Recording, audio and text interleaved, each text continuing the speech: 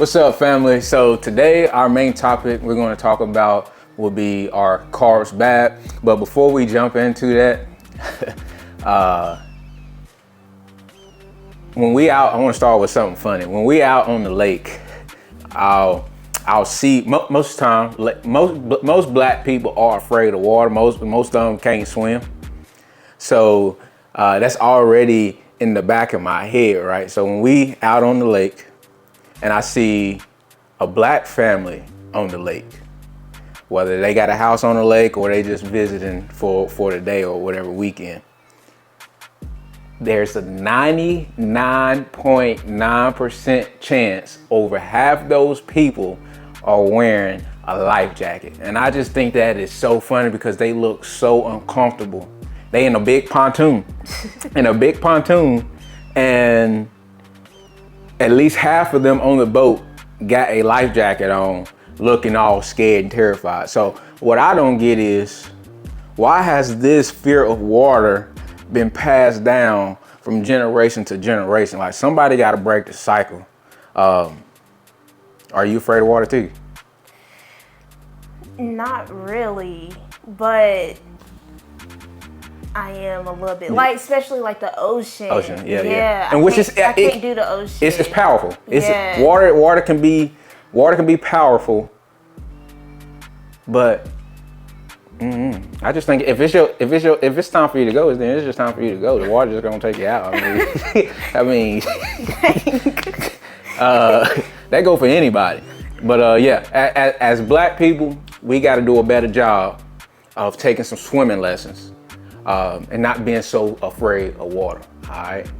Well, what's up, y'all? So I got my sister here helping me out with trying to build my podcast, build my brand. So she's going to be helping me. So you might hear her in the background. Hopefully she'll be getting in front of the camera sometimes, and we can talk and do this. So let's do it. Okay, first question. How do you juggle workouts with Luca when Kenzie is busy?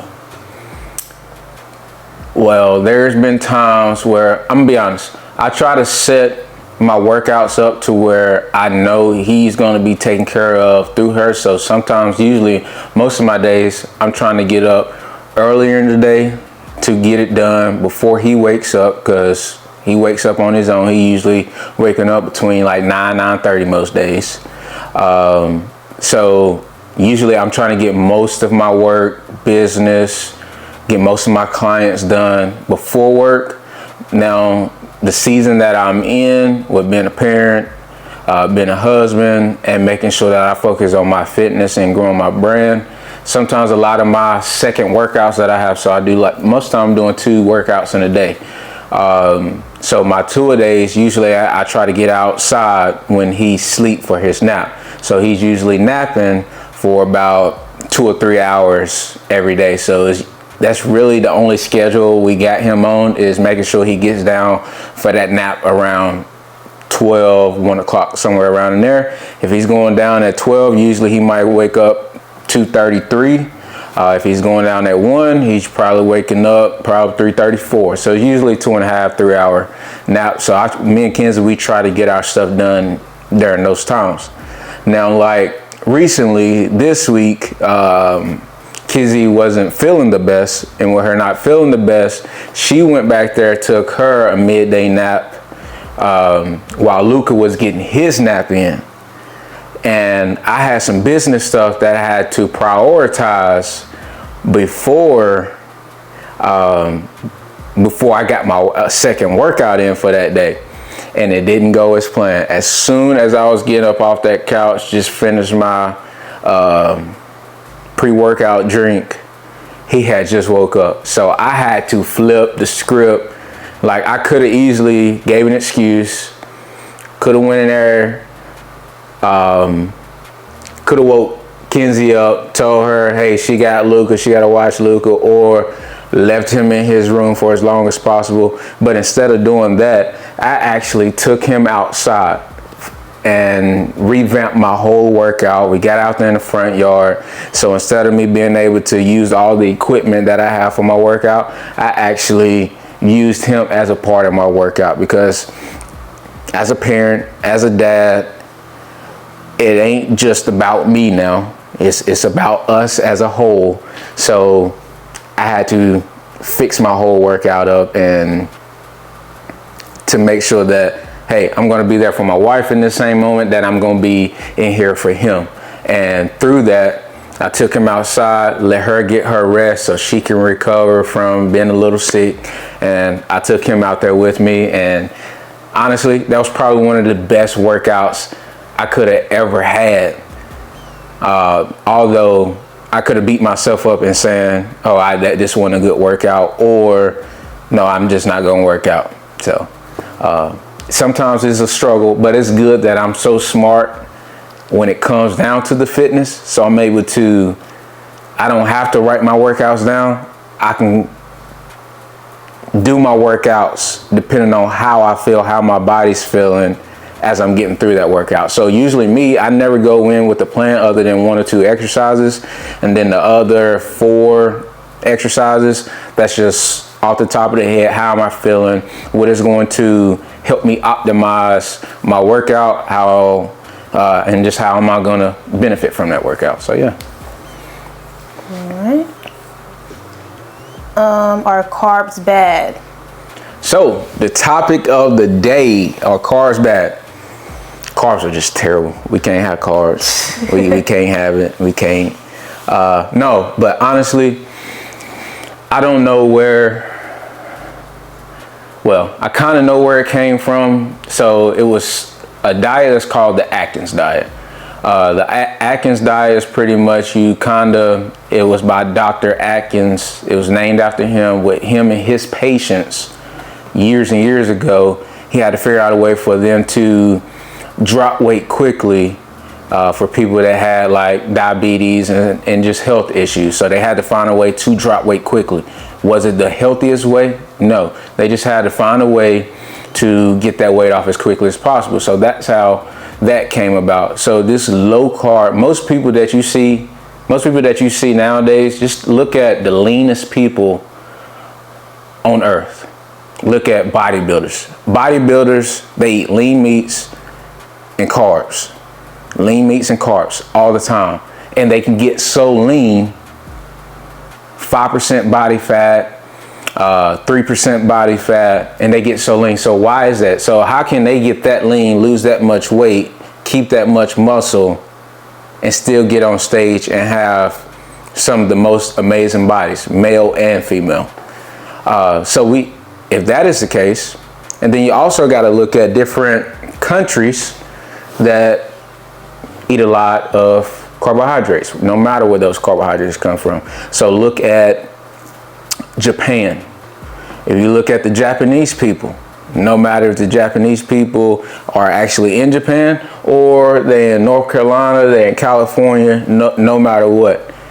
The difference in between the Japanese people that's in Japan versus the ones that's here in the USA, and you might say, when you go, all right, let's start here. If you go to Japan, there's only a 4% rate of their people having obesity. So 4% of their population are obese.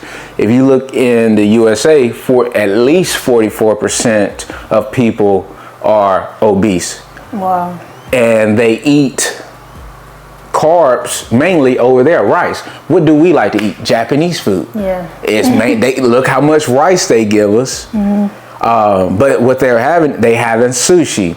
Sushi, you're getting some protein with it, you're gonna get some veggies with it, and you're gonna have that rice, those carbs with it. So it's not carbs in and in itself that makes people overweight, or if carbs are bad. You ain't never seen a person get fat off eating fruit. Yeah. So what is causing people to become overweight and obese? It is the ultra processed foods.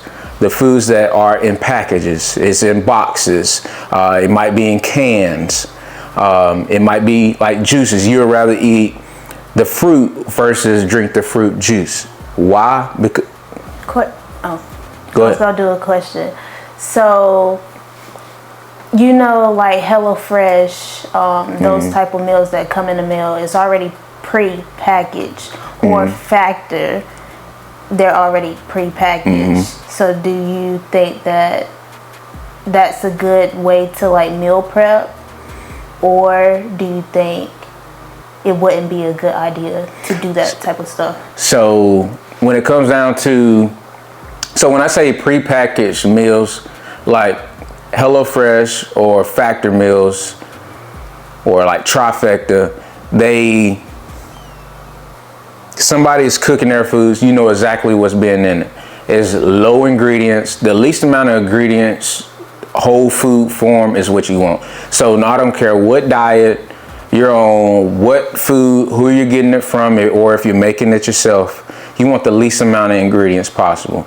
If your ancestors ate it, if your ancestors know what it looks like, then you probably should be eating it. So for example, carbs, a potato, a baked potato, they know what a baked potato looks like, but they ain't gonna know what a bag of chips looks like. They gonna know what a baked potato looks like, but they probably don't know what French fries look like. So it's what we're doing to those carbs, or what we're doing to those pre-packaged meals. So if you got like a HelloFresh meal, you can see, hey, those are green beans. This is some chicken, some grilled chicken, and then this is some rice. That's perfect. The only thing you gotta watch out for those is the sodium content. But even then, sodium is good for you. You need the sodium. The only time sodium would be bad is if you have a health condition to where too much sodium is bad. But also, if you're eating out a lot, you don't need any food with a lot of sodium in it, because how they prepare their foods out, fast food or pre-packaged ultra processed foods, automatically comes with a lot of sodium. So meal prep type companies, usually those foods are good. So if you're someone who can't necessarily fix their own foods, definitely go with like a meal prep company where you know exactly what's going into your food and how much is in those foods. So that's why USA, we're one of the most richest countries, but we're one of the most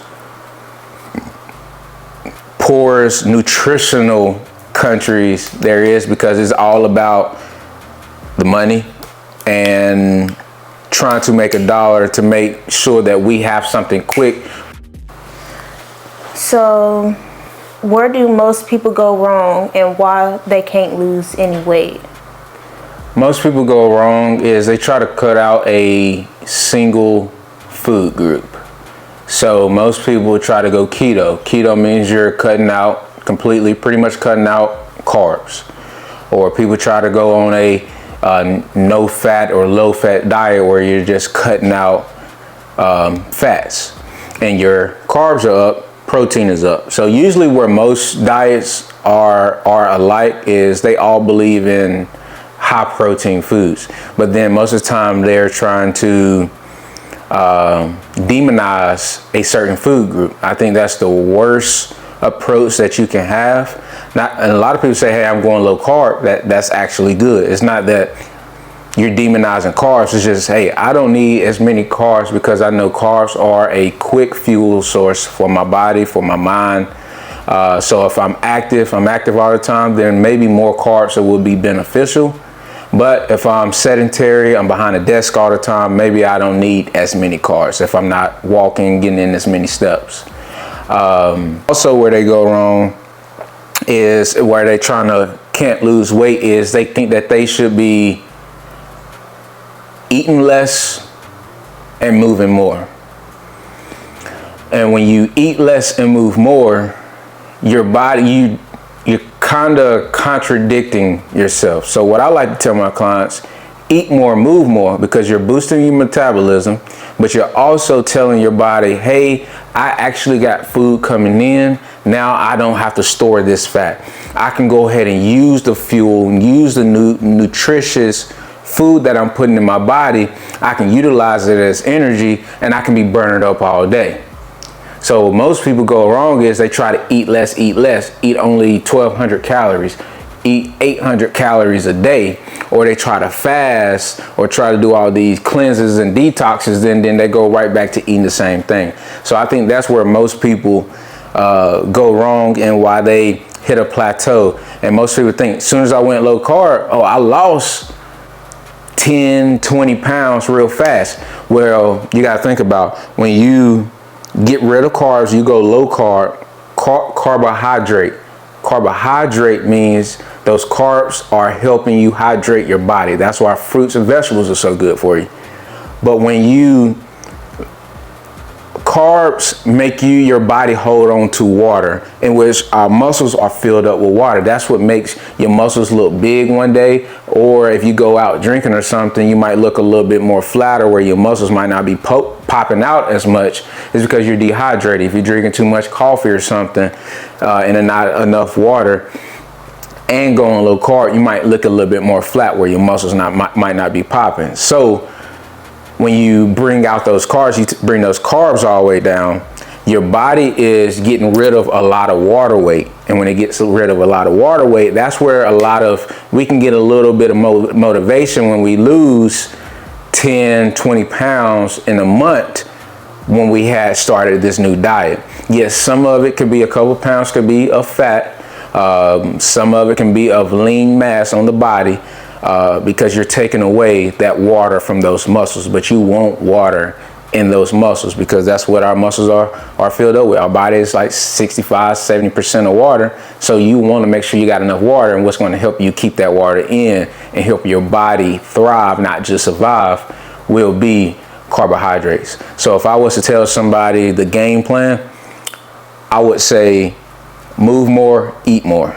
Not necessarily eat less. So even with your fasting, because I fast, but when we fast, you need to make sure that you're eating a lot when you do feast. So you fast and you feast. You fast for a certain amount of hours. If you're going 16 hours and you're eating for 8, then within those 8 hours, you need to make sure you're getting in the right amount of calories, not too many to where you're overdoing it. But that's where whole foods come in at. If you're eating whole foods and you're not eating out, ultra processed foods, then that's where it might feel like you can only eat one baked potato, but you can eat 2 whole bags of chips. It's the balance. That baked potato is more filling, more nutritious, is low in calorie, but you get so much food with it. So that would be the biggest difference.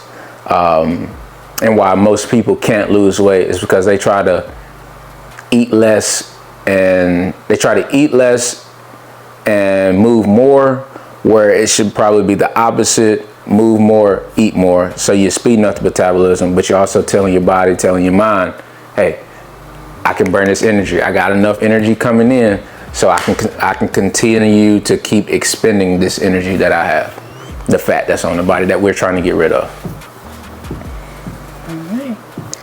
So yeah, thank y'all for tuning in to today's podcast. I appreciate y'all. Remember, if you want to thrive each and every day and not just survive it, make sure that you're focusing in on whole foods, protein, stop demonizing certain food groups like carbs or fat. Have a whole nutritious plan for yourself, making sure you're getting your sleep, you're exercising, you're getting your steps in, and you're loving yourself. So remember, we want to thrive each and every day, not just survive it. It's your favorite cousin, Cowboy Jay. I love y'all. Make sure you like, subscribe, and comment. When you subscribe, you'll make sure every time I upload, you're getting these videos. But also, I want to be in front of you. I want to make sure that when I do post, I'm popping up. So help me become better. Help me grow this brand. So, and the only way that I can do that is with your help behind each and every video. So I love y'all. Thank y'all for tuning in. I'll see y'all on the next one.